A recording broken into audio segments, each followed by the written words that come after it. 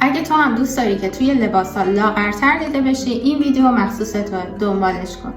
اولین راهکارش استفاده از تکنیک تیره روشنه. یعنی جاهایی که میخوای برجسته تر دیده بشه از رنگ روشن و جاهایی که میخوای کمتر دیده بشه از رنگ تیره استفاده کن.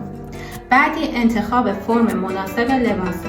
پیراهن و مانتوهای فرم ایلان برای پنهان کردن شکم و پهلو عالیه. لباسهای جذب و لباسهای خیلی گشاد حجم اضافه میدن و باعث میشن که چاق‌تر دیده بشی. سومی انتخاب مناسب یقه و آستینه. یقه قایقی باز و یقه هفت باعث میشه شونه پهن‌تر و کمر باریک‌تر دیده بشه. آستین سرو و یکم گشاد باعث میشه بازوها لاغرتر دیده بشه. آخری تمرکز نگاهه.